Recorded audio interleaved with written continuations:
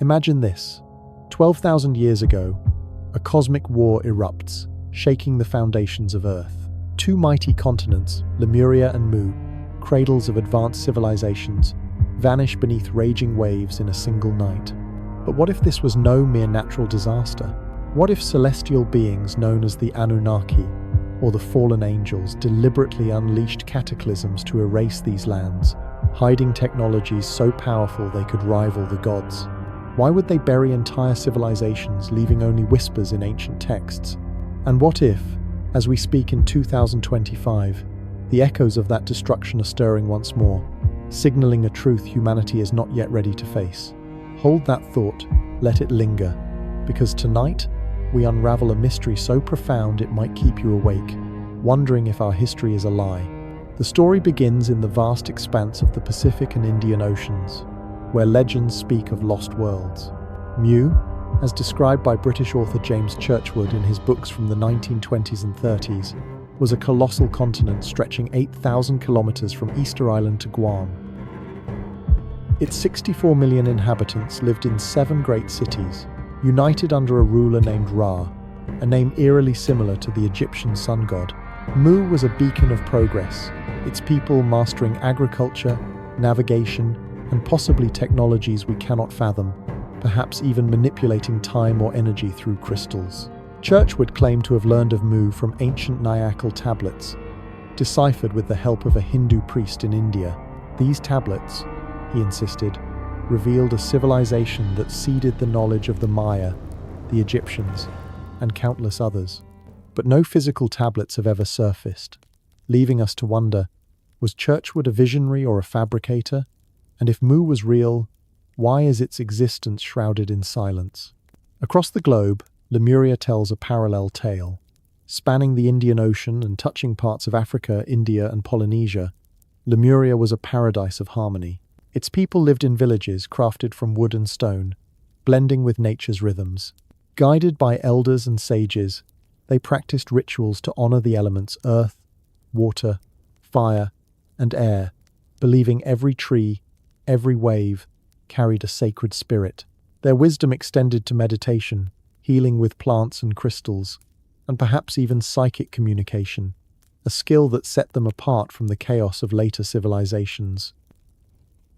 Lemuria's coastlines buzzed with markets where traders exchanged exotic fruits, fish, and minerals, forging connections with distant islands like Madagascar and Hawaii. But like Mu, Lemuria's story ends in tragedy, submerged by forces that defy simple explanation. Now, let us plunge into the heart of the Enigma. Picture a world where Mu and Lemuria thrive, their cities gleaming under starlit skies.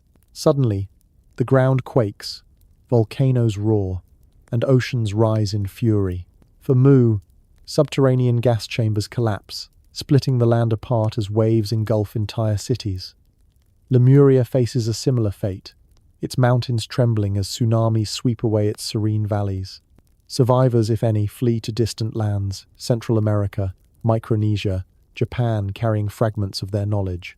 The Moai statues of Easter Island, gazing westward, are said to honor Mu's 7 lost cities. The underwater ruins of Yonaguni, Japan, with their precise staircases and channels, hint at Lemurian craftsmanship. Madol's basalt islands in Micronesia, built with stones weighing tons, suggest technologies beyond our understanding. But these remnants raise a haunting question. Why did such advanced societies vanish so completely? Enter the shadow of conspiracy. Ancient Sumerian texts speak of the Anunnaki, beings who descended from the heavens to mine gold and shape humanity. Some theorists claim these entities were not gods but extraterrestrials, wielding knowledge that allowed them to manipulate DNA or harness cosmic energies. Could Mu and Lemuria have been their laboratories, where humans learned forbidden arts? Perhaps the Anunnaki grew wary of humanity's growing power, telepathy, interdimensional travel, or devices that rivaled their own. To maintain control, they might have triggered cataclysms, sinking both continents to erase evidence of their experiments. The moon's craters, some say, are scars from their energy weapons, their gravitational pull amplifying Earth's floods. But why hide such truths? Were they protecting their dominion, or shielding humanity from knowledge too dangerous to wield. Another layer emerges with the fallen angels, those rebellious beings from the Book of Enoch and other sacred texts. Known as the Nephilim, they defied divine will, teaching humans secrets of metallurgy, astronomy, and more. Their union with mortals birthed hybrids giants who walked the earth. Could these angels be the Anunnaki under another name? In Mu, the ruler Ra might have been one such entity, guiding a civilization that grew too bold. In Lemuria, psychic abilities and spiritual harmony could have threatened celestial hierarchies.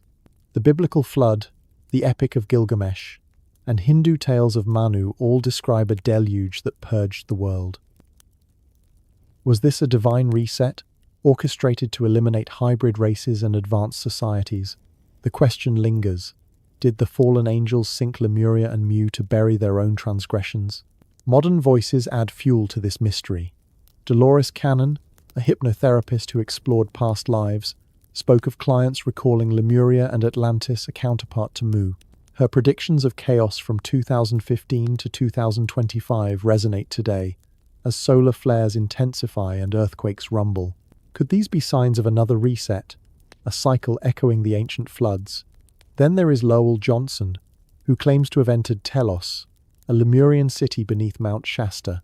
In 2019, he described a crystalline metropolis, home to survivors who fled Lemuria's fall.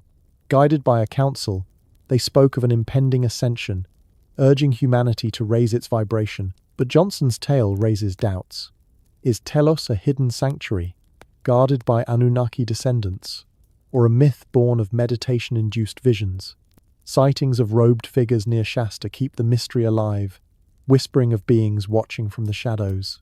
Conspiracy theories weave even wilder threads. Some claim Mu was a reptilian stronghold, its tribes infiltrated by shape-shifting entities who sparked discord. Lemuria, with its psychic harmony, might have resisted, leading to a cosmic war that ended in mutual destruction. Others tie Mu to Turkish history, suggesting Mustafa Kemal Ataturk sought its secrets as the cradle of Turkic peoples. The underwater ruins of Yonaguni, dated to 20,000 years ago, fuel speculation of Lemurian origins, while Madol's impossible engineering hints at lost technologies, perhaps sonic levitation used to move massive stones. These fragments of evidence, scattered across the globe, beg the question: are we on the verge of uncovering a truth long suppressed? As we pause here, consider this.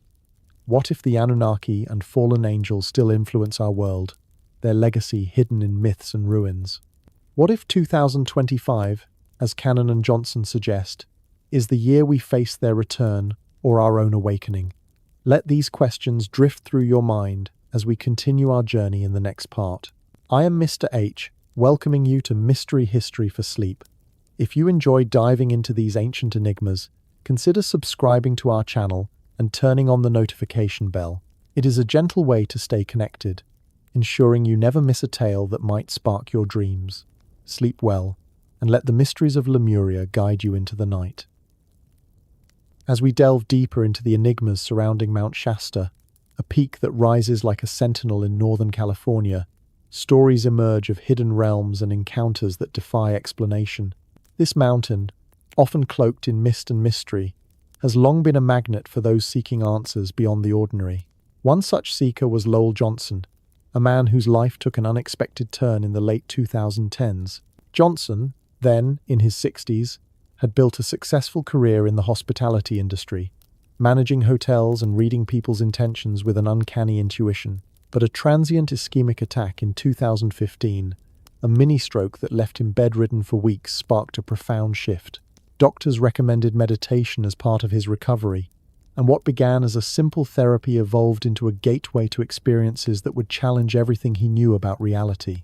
Johnson discovered transcendental meditation, a practice rooted in ancient Vedic traditions, where practitioners repeat a personal mantra to quiet the mind and access deeper states of consciousness. For him, it was transformative. Within months, he shed excess weight without effort, craving lighter foods and feeling a surge of energy that belied his age. By 2019, this newfound clarity drew him to Mount Shasta, a place he had heard whispers about in online forums and metaphysical books. He arrived not as a tourist, but as someone compelled by an inner pull, spending 4 weeks hiking its trails, meditating amid the ancient cedars, and attuning his vibration to the mountain's subtle hum. Little did he know that this preparation was aligning him with frequencies that would unlock a hidden world. On a crisp afternoon, after weeks of immersion, Johnson found himself drawn to a secluded spot high on the slopes. The air felt charged, thicker than usual, as if the veil between dimensions was thinning. He sat in meditation, his mantra echoing silently, when a breeze stirred not from the wind, but from an unseen source. Before him, a shimmer appeared, like heat rising from desert sands, coalescing into a portal of swirling light. Stepping through was not a choice, but an inevitability. His body felt pulled forward, weightless and alive. Emerging on the other side, he entered Telos, the legendary underground city of Lemurian survivors, a place said to have endured for 36,000 years since the continent's fall. Telos unfolded before him like a dream sculpted from crystal. The city was circular, its structures rising in elegant spires of translucent quartz and amethyst, refracting light in rainbows that danced across vast plazas. At the center stood a massive white pyramid, its capstone glowing with an inner luminescence, serving as both a beacon and a power source. Johnson described the air as vibrant, infused with a subtle energy that invigorated every cell in his body.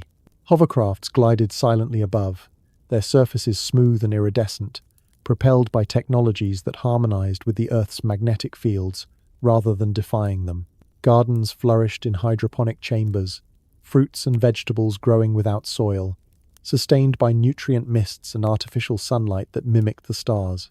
Guiding him through this wonder was Alex, a tall figure with luminous skin and eyes that held the depth of oceans.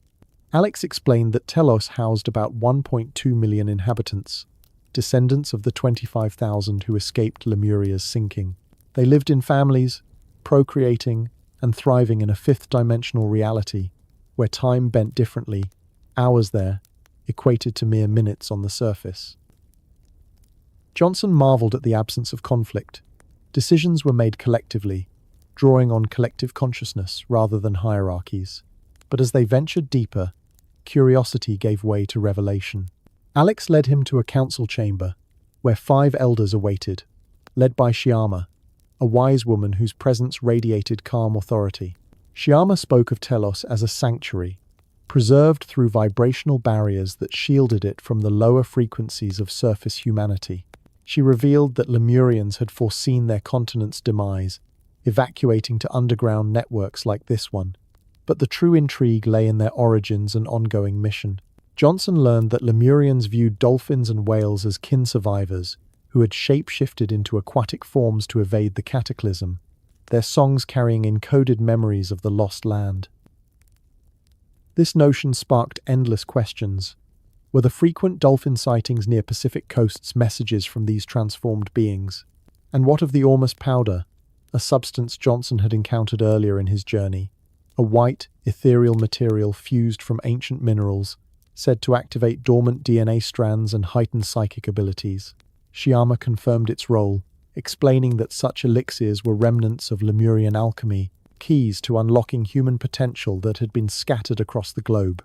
As they toured the hydroponic gardens, vibrant with exotic flora that pulsed with bioluminescent glows, Johnson felt a profound connection. The plants responded to thoughts, blooming in response to positive intentions, a technology rooted in quantum entanglement. Alex shared tales of surface interactions, mysterious figures in white robes spotted on Shasta's trails, often mistaken for hikers but vanishing into thin air. These sightings, documented since the 1930s, included encounters with beings who imparted wisdom before dissolving into mist. One account from 2020 involved a climber who claimed to have seen a group in flowing garments emerging from a cave, their eyes glowing faintly as they warned of impending solar flares disrupting global grids. The council's message deepened the intrigue. Shyama described humanity's current era as a crossroads, where solar energies were bombarding Earth, accelerating a shift toward higher consciousness. Telos, she said, awaited reconnection, but only those who elevated their vibration through practices like transcendental meditation could bridge the gap. Johnson, chosen for his intuitive gifts and protector role toward Gaia, was tasked as an ambassador. He pondered the implications. Were the Bigfoot sightings around Shasta hulking figures glimpsed in the forest's guardians of Telos, hybrid beings blending Lemurian essence with earthly forms? Legends whispered of reptilian entities lurking in the mountain's depths, ancient rivals to the harmonious Lemurians, perhaps remnants of a forgotten war. Time in Telos warped. What felt like hours passed in a blur. Johnson explored libraries etched in crystal holograms, containing records of Lemuria's fall, visions of waves crashing over emerald shores, people fleeing into tunnels that spanned continents. Shyama hinted at portals linking Telos to other sites, Sedona's red rocks, Egypt's pyramids, even Antarctica's ice caves, where frozen artifacts awaited discovery. The ormus powder, ingested in small doses, amplified his perceptions, revealing auras around the inhabitants, swirling colors that conveyed emotions without words. Emerging from the portal, Johnson returned to the surface world transformed, the timestamp on his watch showing only 2 hours had elapsed. He carried a sense of urgency, sharing his story to awaken others. Yet, doubts crept in. Were the white-robed figures real, or manifestations of collective longing? Recent reports from 2025 described UFOs hovering over Shasta, saucer-shaped clouds that locals swore concealed motherships. One witness claimed an encounter with a Lemurian who spoke of dolphins as scouts, monitoring ocean changes for signs of another shift. These elements weave a tapestry of wonder, inviting speculation. If Telos exists, what other secrets does Mount Shasta hold? Could the mountain's frequent seismic rumbles be echoes of underground activity, or portals activating in response to cosmic alignments? Johnson's journey reminds us that beneath familiar landscapes lie layers of the unknown, waiting for those attuned enough to perceive them. As solar activity peaks in this year of 2025, perhaps more will follow in his footsteps, uncovering truths that blend the ancient with the eternal. As you ponder these mysteries, drifting toward sleep, let me ask, where are you listening from tonight? What time is it in your corner of the world? Imagine sharing this moment with others across the globe, all drawn to the enigma of Telos. Picture a world long vanished, where 2 titanic civilizations clashed in a struggle that shaped the destiny of humanity. Atlantis, a gleaming empire of towering cities and technological marvels, stood in the Atlantic Ocean, its people wielding knowledge that could bend reality itself. Across the globe, Lemuria thrived in the Pacific and Indian Oceans, a land of spiritual harmony where psychic abilities and communion with nature defined existence. But beneath their differences lay a shared ambition, to transcend the limits of mortality. What if this pursuit ignited a war so devastating it sank both continents? Could the legends of reptilian overlords and celestial beings, some call them Anunnaki, others fallen angels, hold the key to this ancient conflict? And what if their experiments in transhumanism, blending flesh with forbidden technology, still echo in our world today? Let these questions pull you into a tale where truth and myth intertwine, leaving you to wonder what secrets lie buried in the deep. Atlantis, as chronicled by the Greek philosopher Plato, was a naval power of unparalleled sophistication, its circular city radiating from a central temple, adorned with gold and orichalcum, a mysterious metal said to glow with otherworldly energy. Its citizens, rumored to descend from humanoid beings from the Pleiades star cluster, mastered engineering feats that defy modern understanding: levitating platforms, energy grids powered by crystals, and machines that harness the Earth's magnetic field. But their ambition turned to hubris. Some say Atlanteans sought to become gods, experimenting with genetic manipulation to create hybrid beings, part human, part machine, part alien. These transhumanist endeavors, blending biology with technology, aim to conquer death itself, granting eternal life and superhuman abilities. Yet, such power came at a cost, stirring unease among their cosmic overseers. Lemuria, in contrast, pursued transcendence through the mind and spirit. Its people, believed by some to be the third root race in theosophical lore, cultivated telepathy, astral projection, and a deep connection to the Earth's energy fields. Their cities, built from natural materials, hummed with the vibrations of quartz and amethyst, amplifying their psychic gifts. Elders taught that every soul was a spark of the divine, and their rituals, meditations under starlit skies, chants that resonated with the planet's core unlocked latent potentials within. But whispers of dissent grew. Some Lemurians, drawn to Atlantis's technological allure, began to question their spiritual path. Could they merge their psychic prowess with Atlantean machines, creating a new form of existence? This tension erupted into a conflict that some call the Great War of the Ancients.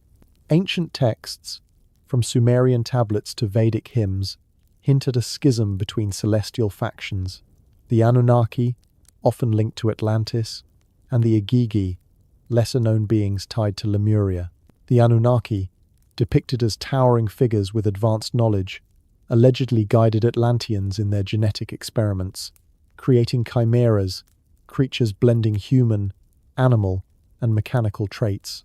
These hybrids, some resembling the centaurs and griffins of later myths, were both warriors and laborers, designed to expand Atlantean dominance. But the Igigi, guardians of Lemuria's spiritual purity, saw this as a violation of cosmic balance. They taught Lemurians to resist, using psychic shields to counter Atlantean technologies. The war was not fought with swords alone, but with forces that defy comprehension. Atlantean energy weapons, powered by massive crystals, could vaporize entire landscapes, while Lemurian psychics unleashed mental barrages, disrupting enemy minds. Some theorists propose a darker player: reptilian entities, shapeshifters from a pre-human era, who infiltrated both civilizations. In Mu, often conflated with Lemuria in Pacific lore, these reptilians, with their cold, calculating intellect, may have seeded discord, manipulating leaders to escalate the conflict. Were they the true architects of the war, pitting Atlantis against Lemuria to weaken both? Sumerian myths speak of serpent-like gods, and the Book of Genesis describes Samael, a fallen angel riding a serpent, tempting humanity with forbidden knowledge. Could these reptilians be the fallen angels, orchestrating chaos to maintain their subterranean dominion? The war's climax came with cataclysmic devastation. Atlantean experiments destabilized tectonic plates, triggering earthquakes that fractured the Earth. Lemurian attempts to restore balance through psychic rituals may have backfired, amplifying seismic energies. Ancient accounts, like the Hindu legend of Manu, describe a great flood that swallowed lands, while the Epic of Gilgamesh tells of gods unleashing deluges to punish hubris. Some speculate that extraterrestrial intervention, perhaps Anunnaki or Reptilian, detonated cosmic devices, leaving craters on the moon as scars of their wrath. These impacts, altering Earth's gravitational field, could have unleashed tsunamis that sank Atlantis and Lemuria in a single, apocalyptic night. But the war's legacy lingers in the shadows of transhumanism. Atlantean technologies, blending flesh and machine, mirror modern ambitions. Artificial intelligence, genetic engineering, neural implants. Conspiracy theorists whisper that secret societies, descended from Atlantean survivors, guard these ancient secrets, steering humanity toward a new era of transhuman evolution. Lemurian influence persists in spiritual practices, meditation, energy healing, and the concept of mana, a divine force echoed in Polynesian and Vedic traditions. Yet, the reptilian spectre looms large. Stories of shapeshifters in ancient Sumer, Egypt, and Mesoamerica suggest they infiltrated post-war societies, posing as gods to control humanity's path. Even today, rumors of reptilian elites in global power structures fuel speculation. Are they descendants of Mu's infiltrators, guiding us toward a destiny we cannot see? Intriguing connections emerge in unexpected places. Antarctic ice cores, studied in the early 2020s, reveal anomalies, microscopic traces of orichalcum-like metals, suggesting ancient structures beneath the ice. Could these be remnants of Atlantean outposts or Lemurian refugees fleeing through portals, as some claim linked Antarctica to Mars? The Martian connection, though fantastical, persists in myths of a lost civilization on the Red Planet, its survivors escaping to Earth via a black sun portal, a vortex of dark energy. These refugees, blending with human populations, may have seeded the genetic diversity seen in fossils like the Minatogawa man of Okinawa, dated to 20,000 years ago, or the Aboriginal peoples of Australia, whose oral traditions speak of starborn ancestors. Were Atlantis and Lemuria casualties of a cosmic power struggle, their transhumanist dreams crushed by celestial overseers? Or did reptilian entities manipulate both sides, ensuring humanity's ignorance of its true potential? The answers lie scattered in ruins, Atlantis's lost city, perhaps the Richat structure in Mauritania, or Lemuria's submerged terraces off Yonaguni. As we ponder these mysteries, one question burns. If transhumanism was their downfall, are we repeating their mistakes or reclaiming their legacy? In the late 19th century, a man named James Churchward embarked on a quest that would reshape our understanding of human history or plunge us deeper into its mysteries. Born in 1851 in Devon, England, Churchward was no ordinary scholar. A soldier, inventor, and self-proclaimed adventurer, he carried a restless spirit that led him from the quiet English countryside to the vibrant chaos of colonial India. It was there, in a hidden temple chamber, that he claimed to uncover the Naacal tablets, ancient stone records inscribed with a language forgotten by time. These tablets, he insisted, held the key to a lost continent called Mu, a civilization so advanced it seeded the cultures of Egypt, the Maya, and beyond. But who was this enigmatic figure, and why do his claims spark both fascination and skepticism? Could the Naacal tablets be the Rosetta Stone of a prehistoric world? Or are they a clever fabrication woven by a master storyteller? Churchward's journey to Mu began in the 1870s, when he served as a soldier in the British Army in India. Amid the bustling markets and ancient shrines, he befriended a Hindu priest, a man whose wisdom and secrecy intrigued him. Over time, their bond deepened, and the priest initiated Churchward into a clandestine brotherhood, granting him access to a temple vault known only to a select few. There, in the flickering light of oil lamps, Churchward beheld the Naacal tablets, slabs of stone, etched with symbols that seemed to pulse with hidden meaning. The priest, one of only 3 in India said to understand the Naacal language, took Churchward under his wing, teaching him to decipher the cryptic script. Years of study followed, each symbol unraveling a fragment of a history so vast it defied belief. A continent in the Pacific, thriving 70,000 years ago, home to 64 million souls and 7 radiant cities. According to Churchward, the tablets revealed Mu as a paradise of innovation and unity. Its people, organized into tribes yet governed as one, revered a leader named Ra, a title echoing the Egyptian sun god.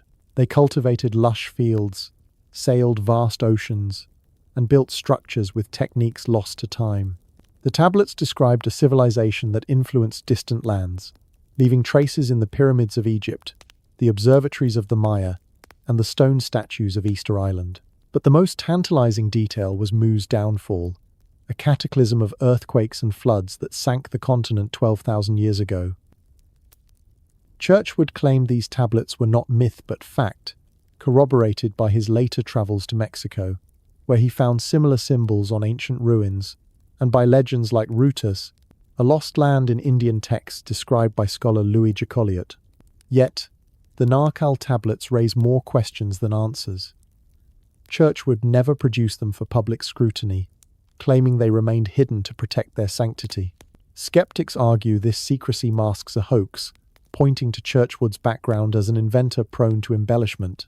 His books, starting with The Lost Continent of Mu in 1926, blend vivid storytelling with bold assertions, but lack physical evidence.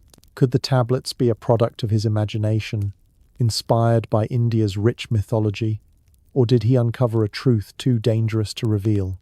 Intriguingly, rumors persist that Mustafa Kemal Ataturk, the founder of modern Turkey, believed Mu was the ancestral homeland of the Turks, commissioning studies in the 1930s to trace Turkic origins to this lost world. Did Ataturk know something we do not, or was he swayed by Churchward's compelling narrative? The mystery deepens with the symbols themselves. Churchward claimed the Naacal script appeared across the Pacific in Polynesian carvings, Mayan glyphs, and even ancient Chinese seals. He argued these shared motifs, like spirals and sun disks, pointed to Mu as a common source. Modern archaeologists, however, attribute such similarities to parallel cultural evolution, not a single origin. Yet, anomalies persist.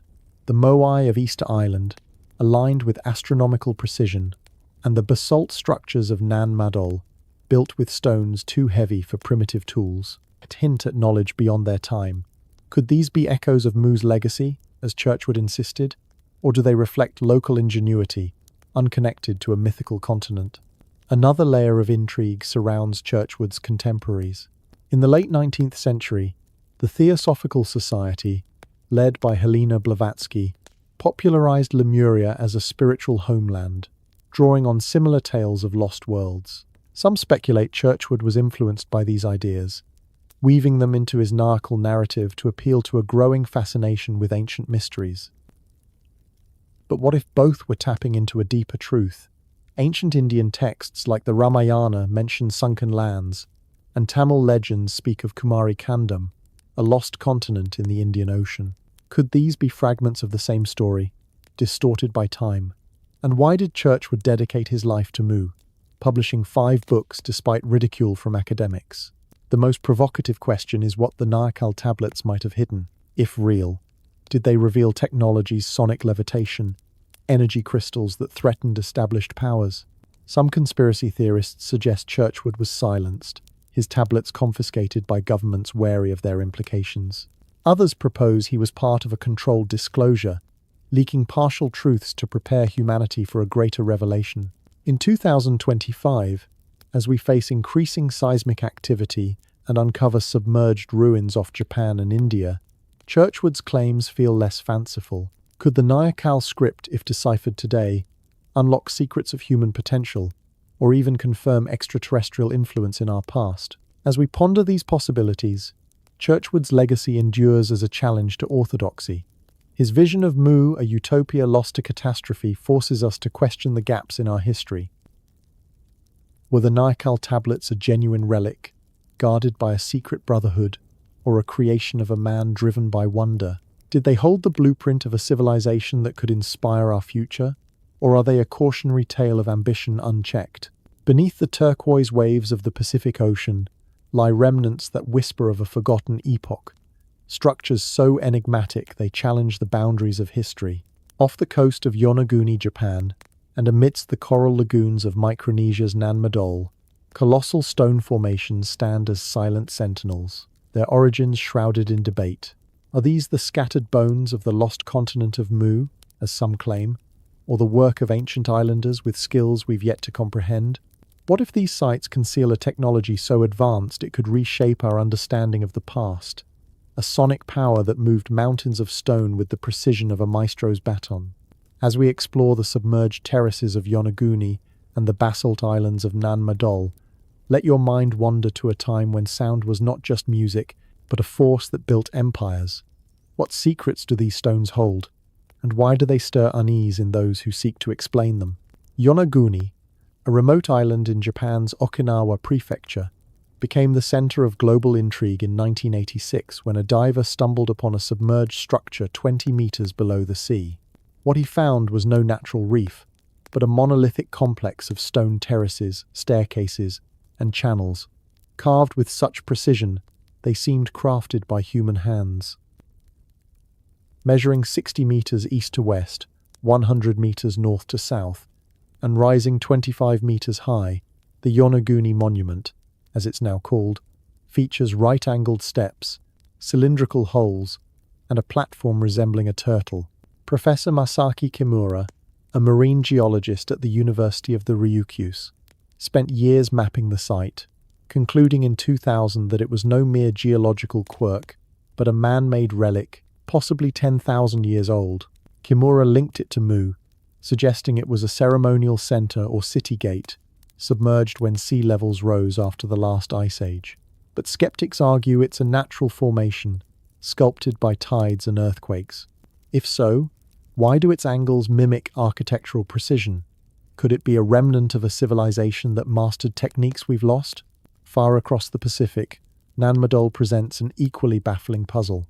Located off Pohnpei Island in Micronesia, this complex of nearly 100 artificial islands was constructed between the 13th and 16th centuries by the Sordeleur dynasty. Built atop coral reefs, these islands, some as small as a room, others sprawling, were formed by stacking basalt pillars, each weighing tens of tons, into walls that resemble log cabins. The basalt, formed by magma cooling into hexagonal prisms, was quarried miles away, yet no records explain how these massive stones were transported across open water. Madol served multiple purposes: royal residences, priestly sanctuaries, ceremonial platforms, and workshops, connected by a network of artificial canals navigated by canoes. Its scale and sophistication have led some to connect it to Mu, suggesting it was a colony or outpost of the lost continent. But how did a small island society achieve such feats without advanced tools? The question lingers like a melody, unresolved and haunting. At the heart of these mysteries lies a tantalizing hypothesis: sonic technology. Imagine a civilization that harnessed sound waves not just for communication, but to manipulate matter itself. In Mu, as described by James Churchward, the people were said to possess knowledge far beyond our own, possibly including acoustic levitation, a technique where focused sound waves create pressure nodes to lift and move heavy objects. Modern experiments, like those conducted in 2020 at the University of Bristol, have shown sound can levitate small objects, hinting at possibilities scaled up by an advanced society. Could Mu's builders have used resonant frequencies to float Madol's basalt pillars into place, or to carve Yonaguni's terraces with laser-like precision? Ancient myths support this idea. Polynesian legends speak of priests chanting to call stones into position, while Indian texts describe vimanas, flying machines powered by sound and vibration. The implications are staggering. If Mu possessed sonic technology, it might explain the astronomical alignments of its relics. The Moai statues of Easter Island, often linked to Mu, face westward toward the lost continent, their placement synchronized with equinox sunsets. Yonaguni's terraces align with constellations, suggesting a purpose beyond mere architecture, perhaps observatories or energy conduits. Madol's layout, with its grid-like canals, mirrors acoustic resonance patterns, as if designed to amplify sound waves across the complex. Some theorists propose these sites were nodes in a global energy grid, channeling Earth's vibrations to power Mu's civilization. But why conceal such knowledge? Did Mu's downfall, swallowed by floods 12,000 years ago, stem from misuse of this power, or was it suppressed by external forces? Conspiracy whispers add a darker twist. Some claim Mu's sonic technology was a gift from extraterrestrial visitors, perhaps the Anunnaki, who taught humanity to harness sound for construction and healing. Yet, when Mu grew too powerful, these beings, or rival reptilian entities, triggered cataclysms to bury the evidence.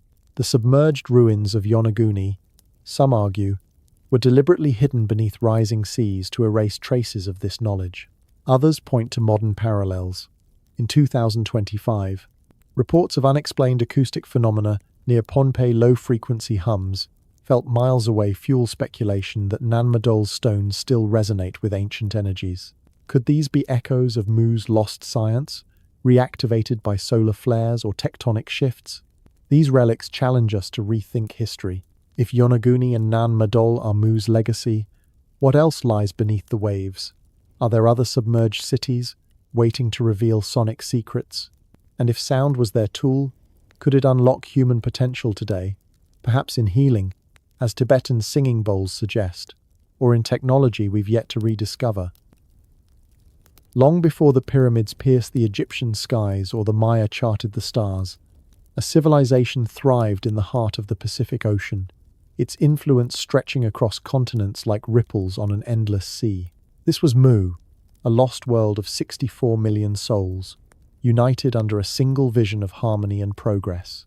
Its 7 great cities gleamed under a tropical sun, their people weaving a tapestry of innovation that some say birthed the foundations of human culture.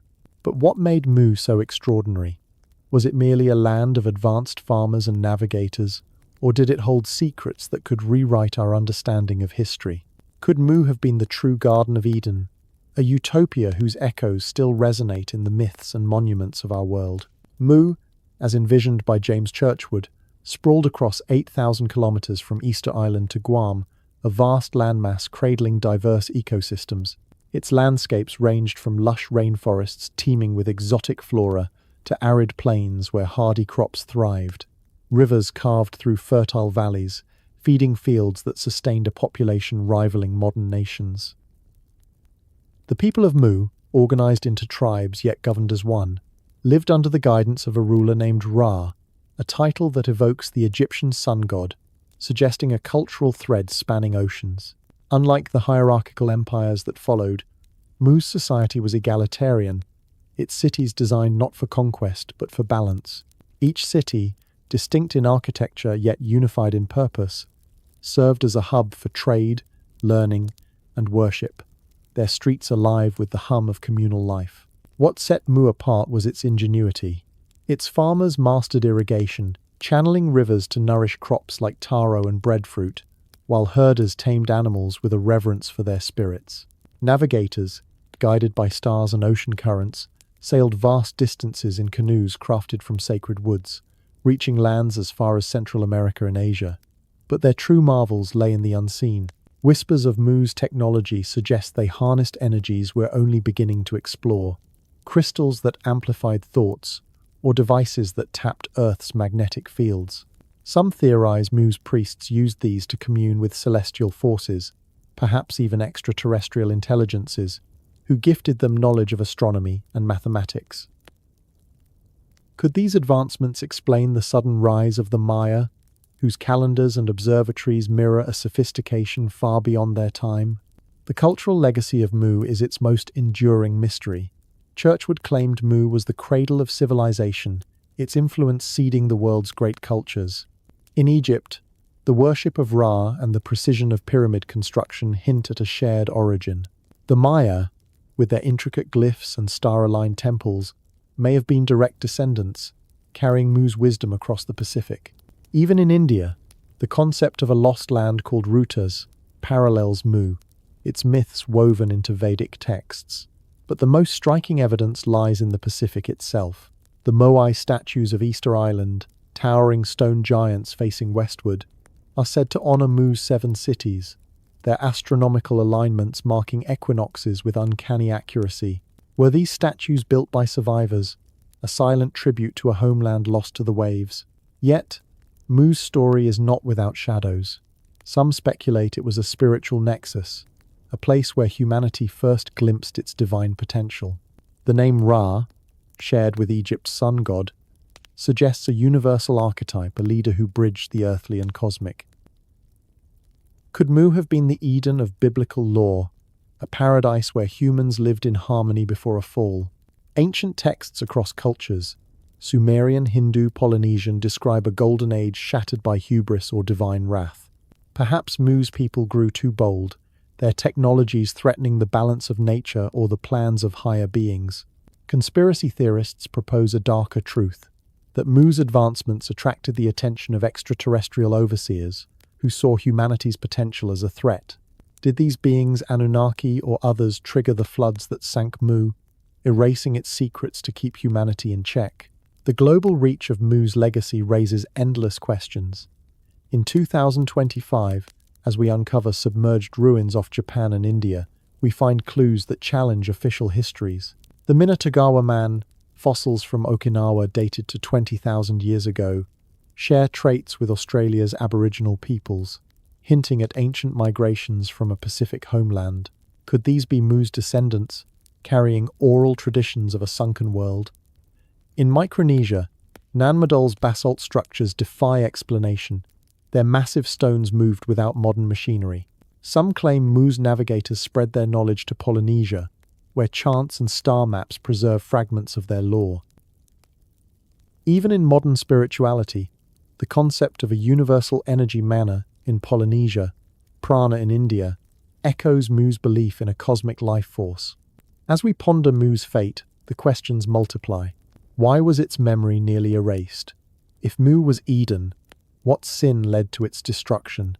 Were its people punished for their knowledge, or did they choose to scatter, ceding their wisdom to ensure its survival. Recent discoveries, like underwater megaliths near Tonga, suggest more lies beneath the Pacific, waiting to be explored. Could these hold the key to Mu's lost technologies, perhaps devices that harmonized with Earth's vibrations, or records of contact with starborn visitors? And as you listen, where are you tonight? What time glows on your clock, connecting you to this ancient tale? In the stillness of a prehistoric dawn, the vibrant continent of Mu stood as a beacon of human achievement, its 64 million inhabitants unaware that their world was on the brink of oblivion. Then, without warning, the earth shuddered, skies darkened, and the seas rose in a fury that would erase an entire civilization. This was no ordinary disaster. It was a cataclysm that reshaped the planet and left echoes in the myths of every culture. From the biblical tale of Noah's Ark to the Sumerian epic of Gilgamesh, stories of a great flood ripple across time, each carrying fragments of Mu's tragic end. But what triggered this deluge? Was it a natural upheaval, or did unseen forces orchestrate Mu's downfall to conceal its secrets? The story of Mu's collapse, as recounted by James Churchward, begins 12,000 years ago. The Pacific continent, stretching 8,000 kilometers from Easter Island to Guam, was a mosaic of lush forests, fertile plains, and bustling cities. Its people, united under the ruler Ra, thrived in harmony, their lives woven with advanced knowledge of navigation, agriculture, and perhaps energies we cannot yet fathom. But beneath their feet, the earth harbored a fatal flaw: vast subterranean gas chambers, pockets of volatile pressure waiting to erupt. According to Churchward, these chambers collapsed in a cataclysmic chain reaction, splitting Mu's foundations. Earthquakes tore through the land, volcanoes spewed ash that choked the sun, and colossal waves surged inland, engulfing homes, temples, and dreams in a merciless tide. Survivors, if any, watched in horror as the sea consumed their world, not sinking beneath them but rising relentlessly to claim it. This vivid imagery mirrors tales whispered across the globe. In the Bible, Noah built an ark to escape a divine flood sent to purge humanity's sins. The Sumerian epic of Gilgamesh describes Utnapishtim, spared by the gods to survive a deluge that drowned the world.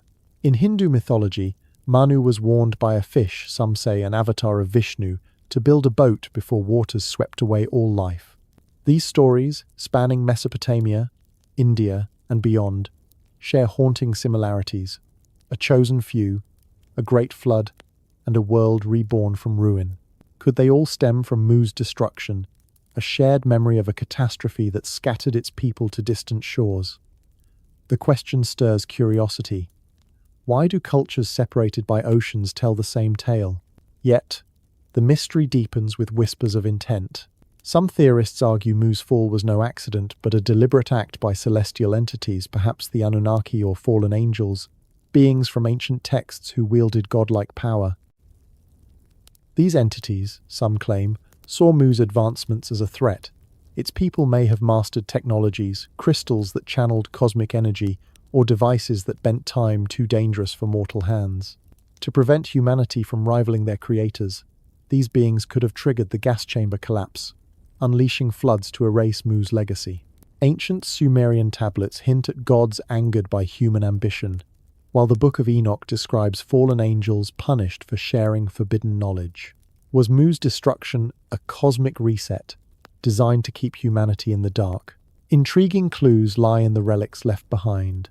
The Moai statues of Easter Island, towering over the Pacific, face westward, their gaze fixed on where Mu once stood. Their astronomical alignments, marking equinoxes with precision, suggest a connection to a lost civilization skilled in star lore. In Micronesia, Madol's basalt islands, built with stones weighing tens of tons, defy explanation. How were they moved without modern tools? Off Japan's Yonaguni Island, submerged terraces dated to 10,000 years ago hint at Mu's architectural prowess. These remnants, scattered like breadcrumbs, raise a chilling possibility. Were they left as warnings, or as markers for a truth we're meant to rediscover? Modern anomalies fuel the mystery. In 2025, seismic sensors in the Pacific detect unusual vibrations, low-frequency pulses that some link to ancient energy grids buried beneath the sea. Fishermen near Pohnpei report hearing hums emanating from Madol, as if the stones themselves sing of a lost world. Could these be echoes of Mu's technology, reactivated by shifting tectonic plates or solar flares? Conspiracy theorists propose a darker scenario, that fallen entities, perhaps reptilian shapeshifters, orchestrated Mu's demise to hoard its knowledge. These beings, rumored to lurk in ancient Sumerian and Mesoamerican myths, may have manipulated the floods to ensure Mu's secrets. Perhaps sonic levitation or interdimensional travel remained hidden. The global flood legends carry another layer of intrigue. Polynesian tales speak of a great wave that swept away a homeland, leaving survivors to rebuild on distant islands. Aboriginal Australian stories describe a time when the sea rose, forcing ancestors to flee to higher ground. Even in the Americas, the Hopi recount a deluge that reshaped the world. These shared narratives suggest a collective trauma, a memory of Mu's fall etched into humanity's psyche. But why was Mu targeted? Did its people uncover truths about their origins, perhaps extraterrestrial ancestry that threatened cosmic powers? Or was the flood a natural cycle, amplified by hubris or experimentation gone awry? If the flood was deliberate, who stood to gain?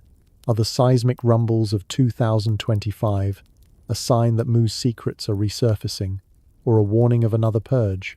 The Minatagawa Man, fossils from Okinawa dated to 20,000 years ago, share traits with Pacific peoples, hinting at survivors who carried Mu's legacy.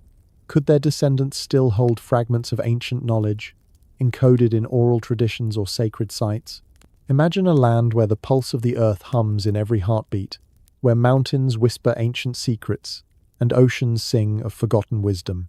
This was Lemuria, a vast continent cradling the Indian and Pacific Oceans, its shores touching Africa, India, and the distant isles of Polynesia.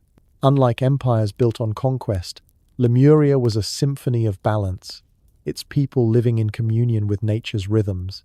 They danced under starlit skies, their rituals weaving human souls with the cosmos. Yet, Lemuria's story intertwines with Mu, its Pacific twin, in ways that spark endless curiosity. Were these lands sister realms, sharing knowledge across vast seas, or did their harmony mask a deeper rivalry, one that shaped the fate of humanity? As we wander through Lemuria's emerald valleys, let your mind drift to a world where unity was power, and ask, what hidden bonds linked it to Mu, and why do their echoes still call to us? Lemuria's heart was its people communities, guided by elders who saw the earth as a living entity. Their villages, crafted from wood and stone, nestled seamlessly into jungles and coastlines, designed to honor rather than dominate the landscape. Markets bustled with traders exchanging shells, fruits, and minerals, their canoes gliding through turquoise waters to connect islands like Madagascar and Hawaii. Unlike Mu's structured cities, Lemuria's settlements were fluid, each reflecting its environment: mountain sanctuaries for meditation, coastal hubs for trade. The people revered the elements, offering flowers and chants to the sea, believing it carried messages from ancestors. Their spirituality centered on balance, viewing every tree, every creature, as a sacred thread in existence. But what made Lemuria truly unique was its psychic legacy. Elders taught that thoughts could bridge minds, allowing silent communication across distances. Did this telepathy unite Lemuria's tribes, or was it a gift that drew envy from others? The connection to Mu, the Pacific's lost giant, weaves a tapestry of intrigue. While Mu thrived with 64 million souls under a ruler named Ra, Lemuria cultivated a quieter brilliance. Ancient lore, echoed in theosophical texts by Helena Blavatsky, describes Lemuria as the third root race, a spiritual precursor to humanity's modern form.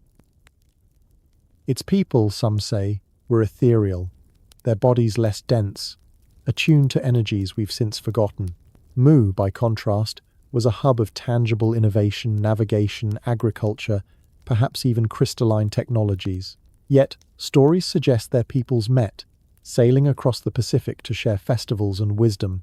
Canoes from Lemuria's shores reached Mu's harbors, where priests exchanged chants and star maps. Could these exchanges have birthed a shared culture, evident in the sun symbols found from Polynesia to Egypt? Or did their differences, Lemuria's mysticism versus Mu's pragmatism, sow seeds of discord? The mystery deepens with tales of Kumari Kandam, a sunken land in Tamil legends, often equated with Lemuria. Described in ancient Sangam texts, Kumari Kandam was a cultural beacon, its academies fostering poetry, astronomy, and healing. Tamil scholars claim it stretched south of India, connecting to Madagascar, where unique flora and fauna hint at a lost continent. Geological studies in 2025 reveal traces of Mauritius, a submerged landmass in the Indian Ocean, lending credence to these tales. Could Kumari Kandam be Lemuria's southern reach, its scholars trading knowledge with Mu's navigators? Some speculate their shared rituals, offerings to the sea, dances under the moon forged a spiritual alliance, perhaps to counter external threats. But what forces might have feared their unity? A provocative theory suggests Lemuria's psychic abilities were no mere gift, but a legacy of celestial contact. Blavatsky's Theosophy claims Lemurians were guided by higher beings, perhaps the Agigi, lesser deities in Sumerian lore, distinct from Mu's Anunnaki patrons. These beings may have taught Lemurians to harness their minds, unlocking telepathy and clairvoyance. Imagine a Lemurian priest, eyes closed on a mountaintop, communing with distant stars, while Mu's engineers crafted devices to channel Earth's energies. Did their combined knowledge threaten cosmic powers, prompting a cataclysm to sever their bond? Ancient texts hint at such interference. The Ramayana speaks of sunken lands, while Polynesian chants mourn a homeland lost to waves. Could these be memories of a Lemuria-Mu alliance, shattered to keep humanity fragmented? The global reach of their legacy fuels speculation. In Polynesia, the concept of mana, a divine energy flowing through all things, mirrors Lemuria's belief in universal consciousness. In India, the Prana of Vedic texts echoes this, suggesting Lemurian influence. Even the Maya, with their star-aligned temples, may have inherited Mu's astronomical precision, carried by survivors who sailed from shared shores. But darker questions arise. Were Lemuria and Mu rivals, their harmony a facade? Some conspiracy theorists propose a psychic war, where Lemuria's mind powers clashed with Mu's technologies, destabilizing the Earth. Others suggest external sabotage, perhaps reptilian entities, lurking in ancient myths, manipulated both to ensure their fall. Why else would two advanced civilizations vanish so completely? In 2025, as oceanographers uncover submerged structures off Madagascar, the connection grows tangible. These ruins, with carvings resembling Polynesian motifs, hint at a network linking Lemuria to Mu. Could they have shared a global grid, channeling psychic and energetic forces? Reports of glowing orbs near these sites, witnessed by divers, spark tales of Lemurian spirits guarding their legacy.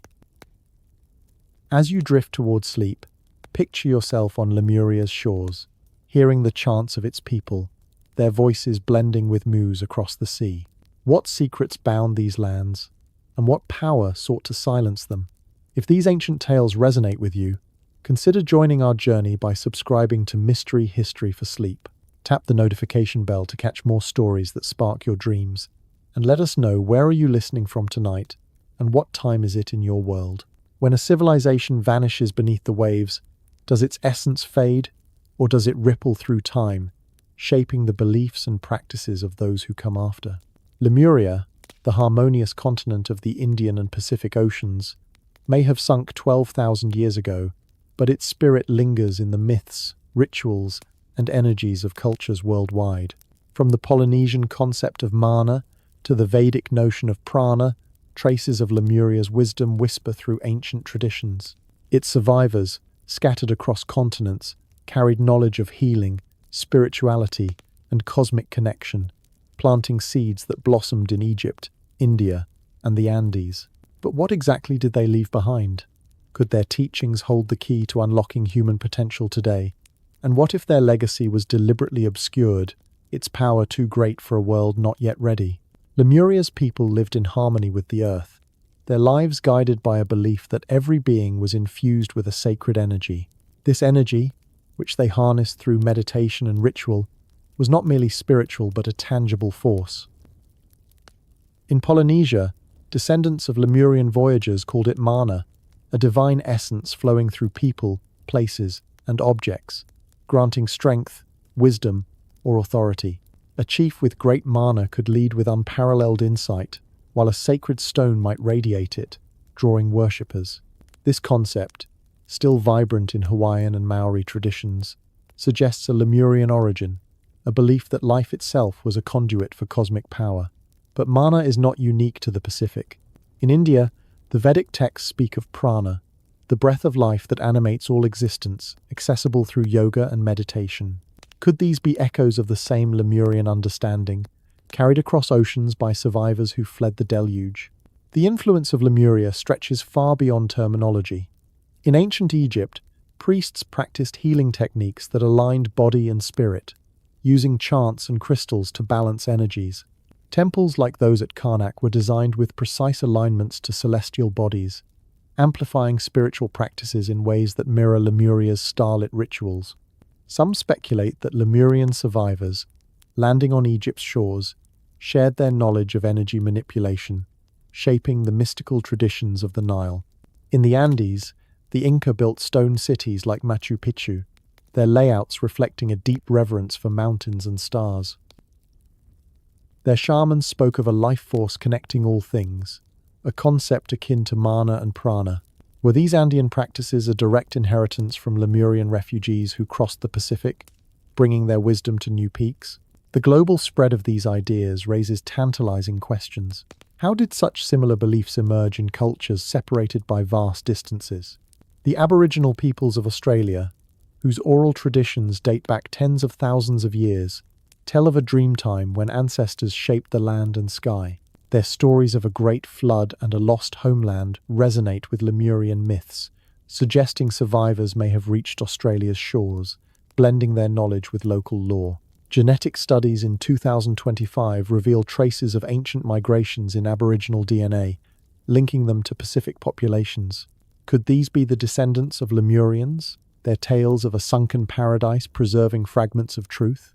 Yet, the legacy of Lemuria is not without shadows. Theosophical teachings by Helena Blavatsky, who popularized Lemuria in the 19th century, describe it as a spiritual cradle, home to a third-root race with psychic gifts. She claimed this knowledge came from ancient sources, possibly channeled from higher beings. But some conspiracy theorists propose a darker narrative, that Blavatsky was part of a controlled disclosure, leaking partial truths to prepare humanity for a hidden history. If Lemuria's teachings were so potent, why were they fragmented across cultures? Did ancient powers, perhaps the Anunnaki or reptilian entities, scatter its survivors to dilute their influence? The idea of mana and prana as universal energies hints at a science we've yet to rediscover, one that could amplify human consciousness or even defy physical limits. Intriguing anomalies fuel this speculation. In 2025, archaeologists exploring Madagascar's caves uncovered carvings of spirals and stars, eerily similar to Polynesian motifs. Madagascar, once part of the hypothetical Lemurian landmass, hosts unique species like lemurs, suggesting a lost ecosystem. Could these carvings be Lemurian, etched by survivors who sought refuge? In India, ancient texts describe Siddhi's psychic powers gained through meditation that mirror Lemuria's telepathic abilities. Yogis who claim to levitate or see distant places echo tales of Lemurian elders. Even in modern wellness, practices like Reiki and crystal healing draw on energies reminiscent of Lemurian traditions. Are these mere coincidences or fragments of a unified knowledge system? The most provocative question is why Lemuria's legacy feels both omnipresent and elusive. If its survivors influenced Egypt, India, and Polynesia, why do we know so little of their source? Some theorize a deliberate suppression, perhaps by celestial overseers who feared humanity reclaiming Lemurian powers. Others suggest Lemurians encoded their wisdom in myths and rituals, knowing only the initiated would understand. In Polynesia, oral traditions speak of navigators who sailed by starlight, their chants unlocking mana to guide them. Could these be remnants of Lemurian navigation? using energy to commune with the cosmos? Recent discoveries of submerged structures off Hawaii, dated to 15,000 years ago, hint at a lost network of Lemurian outposts. What other secrets lie beneath the waves, waiting to be unveiled? Did its survivors shape our world, or are they still among us, their wisdom hidden in plain sight? Deep beneath the emerald plains and sapphire coasts of Lemuria, a lost continent that once spanned the Indian and Pacific Oceans, lies a hidden world of tunnels, carved into the Earth's heart with a purpose that defies imagination. These subterranean passages, whispered about in ancient lore, were more than mere shelters. They were sacred corridors, where Lemurians communed with the planet's soul, initiated their young into mysteries, and perhaps even connected to realms beyond Earth. Some say these tunnels stretched across continents, linking Lemuria to its sister land, Mu, and even to distant worlds like Mars. Were these passageways mere engineering feats, or did they channel energies that could bridge dimensions? As we descend into this labyrinth of secrets, let your thoughts wander through shadowed halls, where the whispers of a lost civilization mingle with questions of cosmic origins. Could these tunnels lead us to truths about our past, or to a red planet that holds the key to our future? Lemuria's tunnels were a marvel of ingenuity, their walls lined with crystals that glowed without flame, casting a soft luminescence that guided travelers through the darkness. Unlike the grand cities above, these underground networks were built for reverence and utility, their designs harmonizing with the Earth's natural vibrations. Priests and initiates traversed these paths in silence, believing the stones themselves whispered ancestral wisdom. Each tunnel was a journey, not just through space but through consciousness, with chambers dedicated to meditation, healing, and sacred rites. Young Lemurians underwent initiations here, walking labyrinthine routes symbolizing the path to enlightenment, emerging as guardians of their people's spiritual legacy. But what secrets did these rituals conceal? Were they merely ceremonial, or did they unlock abilities we've long forgotten? The tunnel's purpose extended beyond the spiritual. Built to withstand the tremors that plagued Lemuria's volatile landscapes, they served as refuges during storms and earthquakes. Entire communities could retreat underground, surrounded by crystals that, according to legend, radiated protective energies. Some chambers housed artifacts, etched tablets, glowing orbs, and tools of unknown function guarded by complex mechanisms that only the initiated could unlock. These treasures, said to contain the history and science of Lemuria, were sealed in vaults deep within the earth, preserved for a time when humanity might be ready to receive them. But why such secrecy? Did the Lemurians fear their knowledge falling into the wrong hands, or were they guarding against forces from beyond? The most astonishing claim is that these tunnels connected Lemuria to other realms, possibly even Mars. Ancient myths, from Polynesian chants to Sumerian tablets, hint at a time when Earth was a hub in a cosmic network. Some theorists propose that Lemuria's tunnels linked to portals, gateways of energy that allowed travel across vast distances, perhaps even to the Red Planet.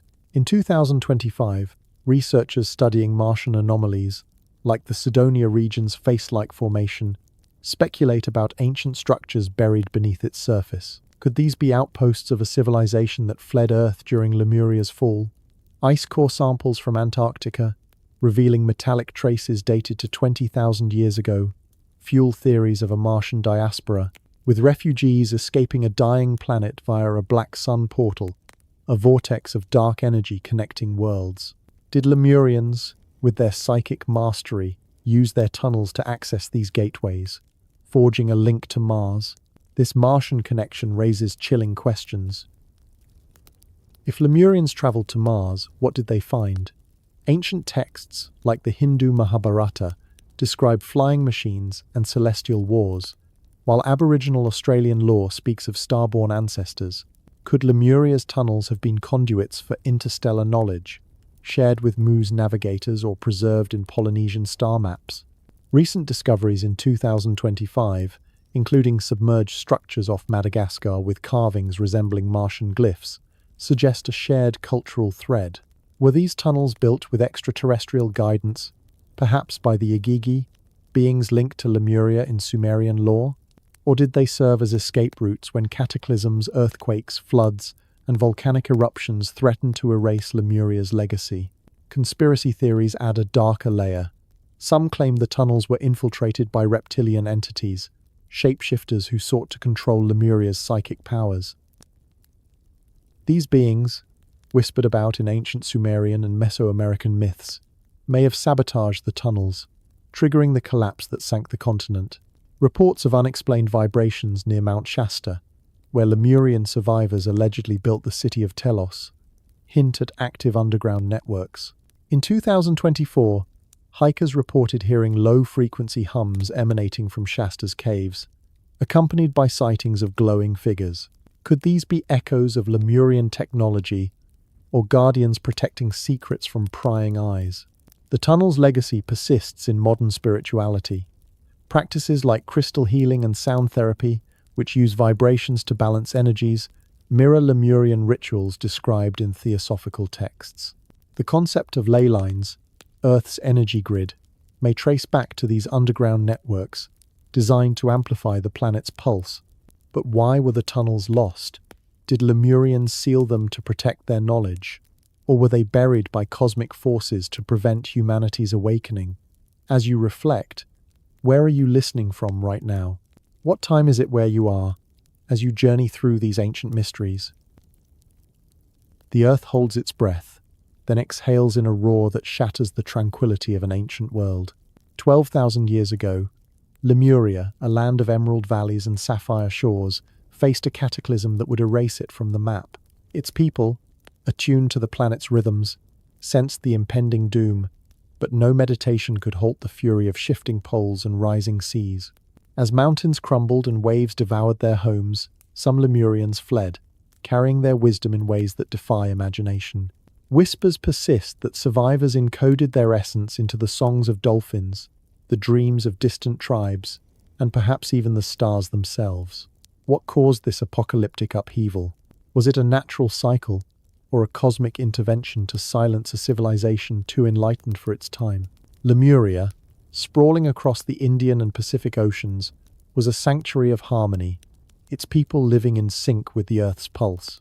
Their villages, woven into jungles and coastlines, hummed with spiritual energy, guided by elders who read the stars and communed with nature. But beneath this serenity, the planet was restless.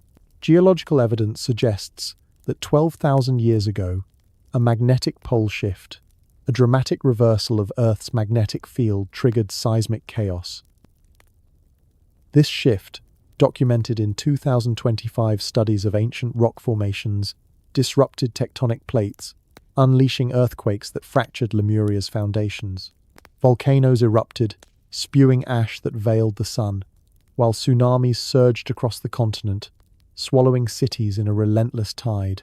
Unlike a gradual sinking, this was a sudden, violent end, leaving survivors to navigate a world forever changed.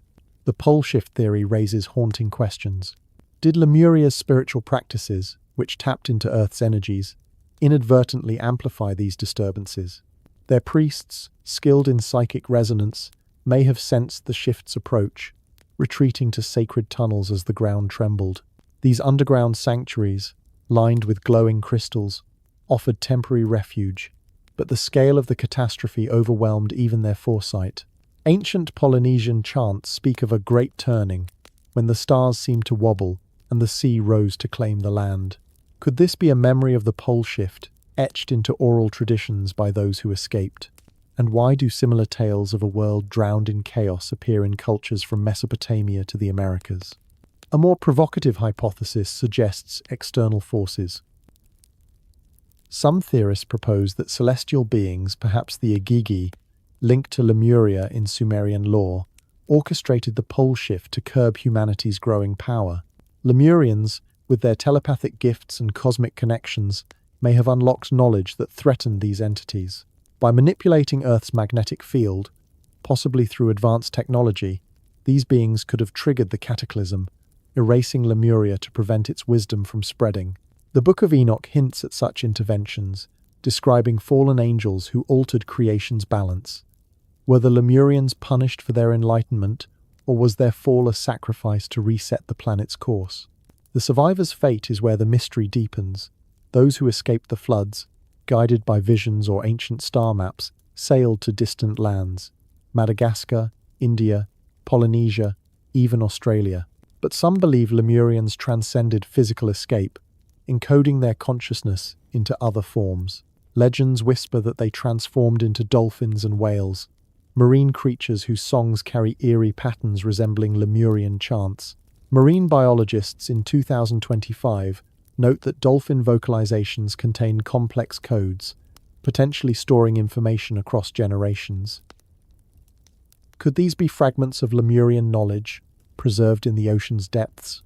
Aboriginal Australian tales of sea spirits guiding their ancestors suggest a connection, as do Polynesian myths of navigators led by cetacean guardians. This idea of coded survivors extends further. In the Andes, Inca shamans spoke of starborn ancestors who fled a great flood, their wisdom embedded in sacred sites like Machu Picchu. In India, Vedic texts describe yogis accessing past life memories through meditation, hinting at a Lemurian legacy. Some conspiracy theorists propose that Lemurians used psychic technology to imprint their consciousness onto Earth's energy grid ley lines that still pulse beneath sacred sites. Recent discoveries near Hawaii, where submerged carvings dated to 15,000 years ago bear spiral motifs, fuel speculation of a Lemurian diaspora. Were these survivors deliberately scattered, their knowledge fragmented to prevent its misuse, or did they encode it to ensure its rediscovery? Modern phenomena keep the mystery alive. In 2025, geomagnetic anomalies near Madagascar, linked to pole shift remnants, coincide with reports of glowing orbs in the sea, seen by divers exploring ancient ruins. These orbs, described as pulsating with rhythmic light, echo tales of Lemurian energy devices. Could they be relics of a lost technology, activated by Earth's shifting fields? The question lingers. If Lemurians coded their essence into dolphins, stones, or even human DNA, are we carrying their legacy unknowingly? In the twilight of the 19th century, a woman named Helena Blavatsky ignited a revolution in thought, weaving tales of ancient worlds and cosmic destinies that still captivate the curious. Her creation, Theosophy, was more than a spiritual movement. It was a lens through which humanity glimpsed a hidden past, where continents like Lemuria shaped the evolution of the soul. Blavatsky claimed Lemuria was not just a lost land, but a cradle of the third root race, a pivotal stage in humanity's journey from ethereal beings to modern forms. Her revelations, drawn from ancient texts and mystical visions, painted Lemuria as a spiritual epicenter, its people gifted with powers we've long forgotten. But was Blavatsky a seer unveiling cosmic truths, or a master storyteller crafting myths to awaken humanity? Could her teachings hide a controlled disclosure, orchestrated by unseen forces to reveal or conceal the secrets of Lemuria?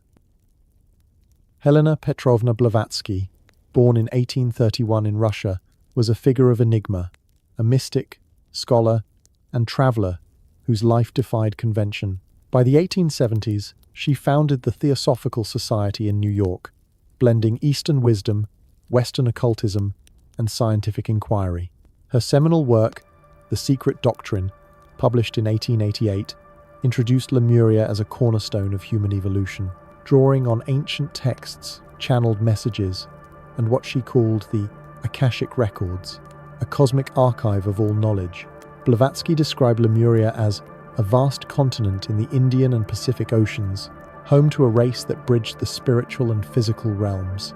Unlike the technological Mu, Lemuria was a land of intuition, its people attuned to the Earth's energies, communicating through telepathy, and sensing the cosmos in ways we can scarcely imagine.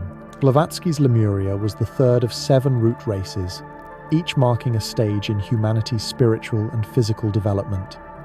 The first 2 races, she claimed, were ethereal, existing as pure consciousness.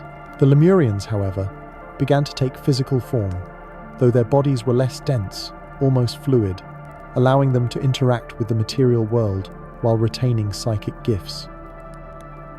They lived in harmony with nature, their rituals channeling the planet's life force mana, as Polynesians would later call it. Blavatsky suggested their continent, stretching from Madagascar to Polynesia, was a spiritual nexus, its mountains and seas resonating with cosmic vibrations. But what became of this race? She wrote of a cataclysm, floods and earthquakes that sank Lemuria, forcing its survivors to scatter, their wisdom seeding cultures from India to the Andes. The intrigue lies in Blavatsky's sources. She claimed her knowledge came from hidden Himalayan masters, enlightened beings who guarded ancient truths. These masters, she said, revealed Lemuria's role in humanity's ascent, linking it to Hyperborea, a mythical northern land of the second root race. Yet, skeptics questioned her claims, noting her reliance on unverified visions and texts like the Book of Dhyan, which no one else has seen. Was Blavatsky a conduit for cosmic wisdom, or did she weave these tales to inspire a spiritually hungry world? Some conspiracy theorists propose a deeper agenda, that she was an agent of a secret order, leaking partial truths to prepare humanity for a greater revelation. Could Theosophy be a controlled disclosure, masking the full scope of Lemuria's power? The global echoes of Lemuria fuel this mystery. In Polynesia, the concept of mana mirrors Blavatsky's description of Lemurian energy, a force that empowered leaders in sacred sites. In India, the Vedic Prana life's breath parallels this, suggesting Lemurian survivors influenced yogic traditions. Even in Egypt, priests' use of crystals and chants to align body and spirit recalls Lemurian practices. But why are these connections so fragmented? Blavatsky's followers, like Annie Besant, claimed Lemurian survivors carried their knowledge to distant lands, blending it with local cultures. Yet, some theorize a deliberate suppression, perhaps by celestial forces, Anunnaki or fallen angels who feared Lemuria's psychic legacy. Did these beings scatter the root race to dilute its power, ensuring humanity remained unaware of its potential? Modern discoveries keep the enigma alive. In 2025, archaeologists found submerged carvings off Madagascar, their spiral motifs echoing Polynesian designs. These align with Blavatsky's vision of Lemuria as a cultural bridge, linking Africa to Oceania. Aboriginal Australian stories of a dreamtime flood and starborn ancestors resonate with her third root race, hinting at survivors who reached their shores. Could their oral traditions, among the oldest on Earth, preserve Lemurian memories? Even more intriguing, reports of psychic phenomena near sacred sites, Stonehenge, Uluru, suggest lingering energies tied to Lemuria's spiritual grid. Are these echoes of the third root race, or signs that Blavatsky's masters still guide us? The question remains, why did Blavatsky focus on Lemuria? Was she unveiling a cosmic blueprint, or crafting a myth to awaken humanity's dormant potential? Her teachings, blending science and mysticism, inspired movements from New Age spirituality to quantum consciousness. Yet, some whisper of a hidden agenda, linking Theosophy to secret societies guarding Lemurian secrets. As you drift towards sleep, imagine standing on Lemuria's shores, feeling the pulse of the third root race. Did Blavatsky reveal a truth we're only now ready to grasp, or was she a gatekeeper, concealing the full power of our ancient heritage? Beneath the sands of the Sahara and the waves of the Indian Ocean, two enigmatic relics beckon us to question the contours of our past. The Richat structure, a colossal bullseye etched into Mauritania's desert, and Kumari Kandam, a legendary lost land revered in Tamil lore, stand as silent witnesses to civilizations that may predate recorded history. Some call the Richat the sunken heart of Atlantis. Others see Kumari Kandam as Lemuria's southern echo. Both whisper of a world submerged, their secrets buried by time or intent. Could these sites hold the key to a global network of ancient wisdom? Were they erased by cataclysms to hide truths too profound for humanity to grasp? The Richat structure, often dubbed the Eye of the Sahara, is a geological marvel visible from space. Spanning 40 kilometers in diameter, its concentric rings of eroded rock resemble a cosmic target, nestled in the desolate sands of Mauritania. Initially thought to be a meteor impact site, studies in 2025 suggest it formed through volcanic activity and erosion over millions of years. Yet, its uncanny resemblance to Plato's description of Atlantis, a circular city with concentric canals, has sparked speculation. Some propose it was an Atlantean outpost, its rings once channels for ships, now buried under desert sands. Satellite imagery reveals traces of ancient riverbeds, possibly remnants of the Tamanrasset River, which flowed 12,000 years ago, supporting lush ecosystems. Could the Richat have been a thriving hub, connected to a global civilization before floods or climate shifts turned it to dust? Kumari Kandam, by contrast, exists in the realm of myth, woven into the ancient Tamil texts of southern India.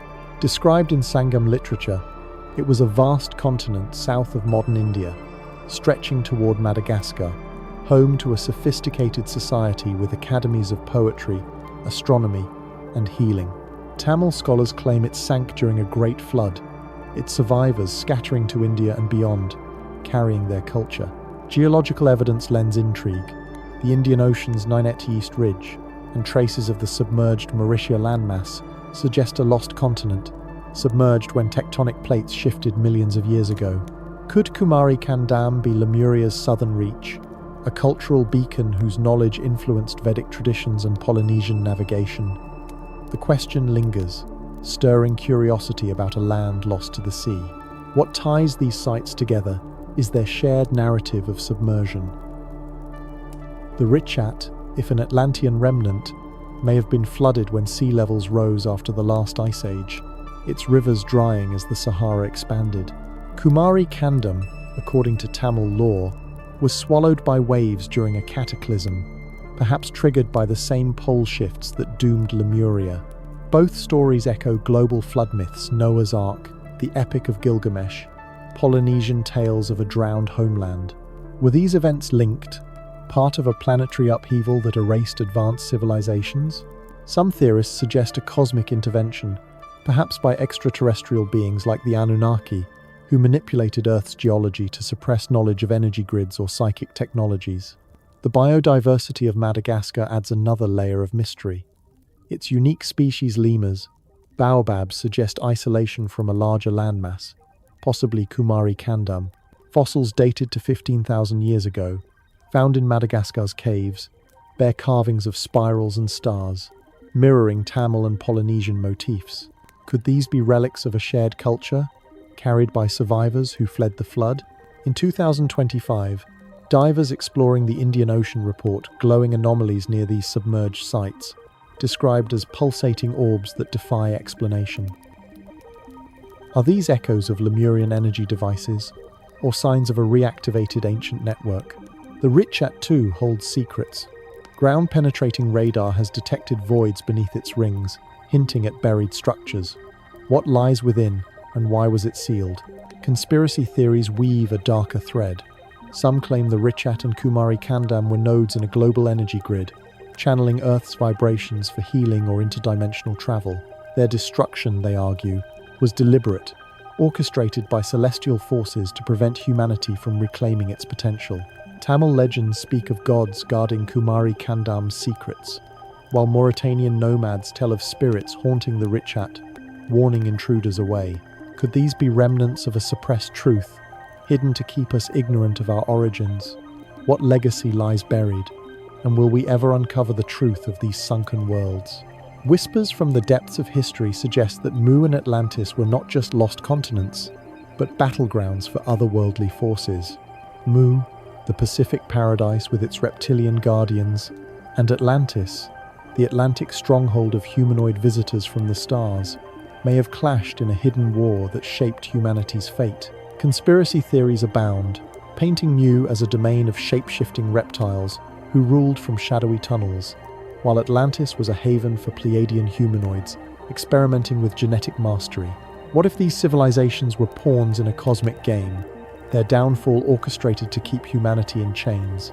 Could the reptilians of Mu still lurk beneath our feet, mimicking leaders to control the world?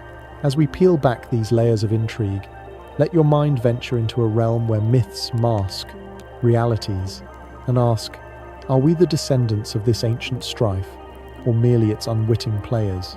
Mu, often called the Garden of Eden of the Pacific, was said to be a reptilian stronghold. Its 64 million inhabitants, unaware of the serpentine overlords who pulled the strings. Ancient Sumerian texts describe serpent-like gods, creators who walked among humans, their cold intellects guiding early civilizations. Conspiracy theorists like David Icke propose that Mu was their primary domain, a land where reptilians, interdimensional beings from a parallel reality, established dominance. These entities, with their ability to shift forms, infiltrated Mu's tribes, posing as leaders like Ra to manipulate society. Their goal? To harvest human emotions as energy, feeding on fear and chaos while suppressing spiritual growth. But why Mu? Its vast size and Central Pacific location made it a perfect hub for their operations. Its people advanced enough to serve but not to rebel. Atlantis, in contrast, was the realm of humanoid visitors, beings from the Pleiades star cluster who arrived as benevolent guides, or so the stories go. Plato's accounts describe a technologically superior society, its circular city powered by crystals that harnessed cosmic forces. These humanoids, tall and luminous, experimented with transhumanism, blending their DNA with humans to create hybrids beings with enhanced abilities. Some theories suggest Atlantis was a Pleiadian colony, its inhabitants teaching navigation, astronomy, and energy manipulation. But tension brewed with Mu's reptilians, who viewed the Pleiadians as intruders, disrupting their harvest. Was this rivalry the spark of a hidden war, where reptilian infiltrators sabotaged Atlantean experiments, leading to genetic mishaps that birthed chimeras like the minotaurs of myth? The conspiracy deepens with claims of mimicry. Reptilians from Mu, masters of shape-shifting, allegedly infiltrated Atlantis, posing as humanoid leaders to sow discord. This mimicry, a tactic to undermine societies, allowed them to escalate conflicts, turning allies into enemies. Ancient Egyptian texts hint at such deceptions, with gods like Set, a chaotic force betraying Osiris, mirroring reptilian sabotage. Meanwhile, Atlantean humanoids, sensing the threat, may have retaliated with psychic warfare, using their crystalline tech to disrupt reptilian frequencies. Could this explain the cataclysms that sank both continents, floods triggered by weaponized energies, or pole shifts induced by interdimensional rifts? The Epic of Gilgamesh and Hindu legends of Manu describe deluges that purged hybrid races, perhaps a cosmic cleanup to erase the evidence of this war. Global myths fuel these theories. In Mesoamerica, Aztec tales of Quetzalcoatl, a feathered serpent, blend reptilian and humanoid traits, suggesting a fusion of Mu and Atlantis influences. Polynesian lore speaks of lizard-like gods who ruled before humans, echoing Mu's reptilian overlords. Some claim the reptilians retreated underground after Mu's fall, building networks like those beneath Mount Shasta, where Lemurian survivors, perhaps humanoid allies, sought refuge. In 2025, reports of underground hums near Shasta and sightings of scaled figures in remote caves keep the intrigue alive. Could these be reptilian holdouts, still mimicking world leaders to maintain control? The transhumanist angle adds another twist. Atlantean humanoids, with their genetic experiments, aim to elevate humanity, creating beings that blended flesh and star essence. But reptilians from Mu, fearing loss of their emotional harvest, sabotaged these efforts, leading to unstable hybrids that plagued ancient societies.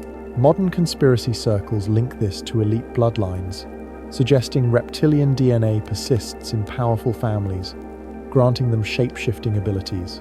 Icke's theories propose world events are staged to generate fear, feeding these entities. But what if the Pleiadians returned, aiding humanity's awakening through channeled messages and UFO sightings? 2025's increase in orb phenomena near ancient sites like the Richat structure, possibly an Atlantean remnant, hints at renewed activity. These theories challenge our reality. If Mu was reptilian and Atlantis humanoid, was their war a proxy for interstellar conflicts? Ancient texts like the Book of Enoch describe fallen angels, perhaps reptilians who mated with humans, birthing giants that ravaged the earth. Could Atlantis's fall have been a humanoid counterstrike, sinking Mu to break reptilian hold? The legacy lingers in 2025, as seismic anomalies and mysterious lights near Yonaguni, Mu's alleged ruins, suggest underground bases activating. Are reptilians preparing for a return, or are humanoids intervening to free us? As you drift towards sleep, envision the clash of these ancient forces, reptilian cunning versus humanoid grace. What side did humanity take, and whose blood runs in our veins? Let these conspiracies swirl in your dreams, a reminder that the past may hold the keys to our hidden masters. In the year 2025, as the Earth hums with an unseen energy, the skies pulse with a restless intensity. Solar flares erupt with unprecedented ferocity, their charged particles cascading across the planet, disrupting grids and stirring hearts. Seismographs tremble with whispers of tectonic unrest, and ancient sites long silent seem to awaken with strange vibrations. This is the chaos foretold, a turbulent prelude to a shift that echoes the fall of lost civilizations like Lemuria and Mu. Some say these upheavals signal a cosmic awakening, guided by solar forces and anchored in sacred places known as golden allotments. What is driving this unrest in 2025? Are we on the cusp of a new era, or reliving the cataclysms that buried ancient worlds? The chaos of 2025 was foreseen by visionaries like Dolores Cannon, a hypnotherapist who, through past life regressions, channeled warnings of a transformative period from 2015 to 2025. Her clients, recalling lives in Lemuria and Atlantis, spoke of a time when solar energies would bombard Earth, triggering physical and spiritual shifts. Today, on August 11th, 2025, her predictions resonate. Solar activity has surged, with X-class flares reported weekly by space agencies, causing blackouts and auroras visible as far south as the Caribbean. Scientists note these flares are altering Earth's magnetic field, echoing the pole shifts that some believe sank Lemuria. Could this solar storm be more than a natural cycle? Is it a catalyst, awakening dormant energies in humanity and the planet alike? Golden allotments, sacred sites like Mount Shasta, Sedona, and the Giza Plateau stand as beacons in this storm. These locations, identified by mystics as high vibration zones, are said to anchor Earth's energy grid, stabilizing it during times of upheaval. Mount Shasta, rumored to house the Lemurian city of Telos, buzzes with activity in 2025. Hikers report low-frequency hums emanating from its slopes, while locals document glowing orbs hovering near ancient caves. Sedona's red rocks, long revered for their spiritual potency, draw thousands seeking clarity amid global unrest. In Egypt, the pyramids align with celestial events, their stones reportedly emitting faint resonances during solar peaks. Are these allotments activating, as foretold by Telos's council, to guide humanity through chaos, or do they conceal portals to realms where Lemurian wisdom endures? The solar connection deepens the mystery. Ancient texts, from Sumerian to Vedic, describe the sun as a cosmic intelligence, its rays carrying codes that awaken consciousness. In 2025, solar flares are not just disrupting technology but sparking vivid dreams and intuitive insights, reported by millions online. Some link this to Lemurian practices, where priests meditated under solar alignments to commune with higher beings. Could the sun be transmitting signals, reactivating ancient knowledge encoded in our DNA? Conspiracy theorists propose a bolder idea, that extraterrestrial forces, perhaps the Anunnaki or Pleiadians, use solar flares to trigger a global ascension, separating those attuned to higher vibrations from those mired in fear. What role do golden allotments play in this process, and why are they shielded from chaos? Intriguing anomalies fuel speculation.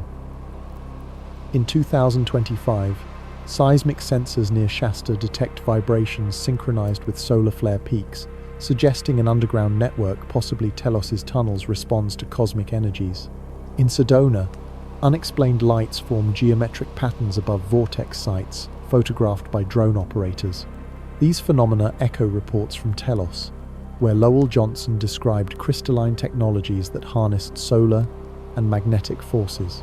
Could these allotments be energy hubs, protecting humanity from the chaos of pole shifts and floods that doomed Mu and Lemuria? Recent discoveries of submerged structures off Hawaii, dated to 15,000 years ago, bear solar symbols, hinting at a global network tied to the sun. The chaos itself raises questions. Global unrest, economic turbulence, climate extremes, and social divisions mirrors the turmoil before ancient cataclysms. Some claim this is deliberate, orchestrated by hidden forces to test humanity's readiness for a new era. Others see the golden allotments as sanctuaries, where high vibrations shield seekers from collapse. As you drift towards sleep, imagine standing atop Mount Shasta, feeling the sun's warmth, sensing portals to a lost world. Are the flares of 2025 awakening us, or warning us of another reset? As the stars align above us on this quiet night of August 11th, 2025, the tales of Mu and Lemuria linger like a soft breeze, stirring the edges of our dreams. These lost continents, swallowed by waves and time, have woven their mysteries through our journey, from the crystalline halls of Telos to the submerged terraces of Yonaguni, from the psychic harmony of Lemuria to the technological marvels of Atlantis. Their stories, whether myth or memory, challenge us to look beyond the veil of history. Were Mu and Lemuria cradles of humanity's dawn, or battlegrounds for celestial forces, Anunnaki, reptilians, or fallen angels vying for control? Do their secrets pulse in the Moai's gaze, the hum of Madol's stones, or the glow of sacred sites in 2025? As we close this chapter, let these enigmas cradle your thoughts, guiding you into a sleep where the past whispers truths yet to be unveiled. The legacy of Mu and Lemuria is not just in their ruins, but in the questions they leave behind. James Churchward's Naacal tablets, if real, might hold blueprints of a civilization that sailed the stars, while Helena Blavatsky's vision of Lemuria as a root race suggests a spiritual lineage we've yet to reclaim. The Richat structure and Kumari Kandam hint at a global network, their submerged relics echoing a time when humanity touched the divine. Even the chaos of 2025 solar flares, seismic rumbles, and glowing orbs near ancient sites feels like a call to awaken. Could these be signs of a Tartarian reset, a modern myth suggesting a lost golden age erased by unseen hands? Some claim our world, like Mu, faces cycles of destruction to suppress forbidden knowledge, technologies of sound, energy, or consciousness that could free us from control. Yet, amidst these mysteries, a deeper truth emerges. Mu and Lemuria, whether real or imagined, remind us of humanity's boundless potential. Their stories of harmony, psychic gifts, and cosmic connection invite us to dream of a world where we live in balance with the earth and each other. The manna of Polynesia, the Prana of India, the alignments of Machu Picchu all carry fragments of their wisdom, urging us to listen. In 2025, as reports of unexplained lights near Shasta and Madagascar multiply, we wonder, are these echoes of Lemurian portals, or signals from survivors encoded in dolphins, stones, or our own DNA? The Tartarian conspiracy, with its tales of mud floods and hidden empires, asks if history is a tapestry of erasures, each reset hiding truths we're meant to rediscover. As you drift towards slumber, let these questions weave through your mind. Were Mu and Lemuria lost to natural cataclysms, or silenced to keep us from our cosmic heritage? Do their tunnels, crystals, and star maps still wait, buried beneath oceans or activated by solar storms? Imagine walking Mu's vibrant streets, feeling Lemuria's psychic hum, sensing the pulse of a world that never truly vanished. Their legacy lives in the stories we tell, the ruins we uncover, and the dreams we dare to dream. What secrets will you find in the quiet of sleep, where the boundaries of time dissolve? This is Mr. H, your guide through the shadows of history on Mystery, History for Sleep. If you enjoyed this journey, please consider subscribing and ringing the bell to stay connected for more tales of the unknown. Share with us, where are you tuning in from, and what time is it as you drift into these mysteries? Sleep well, and may the enigmas of Mu and Lemuria guide you into a restful, mystical slumber.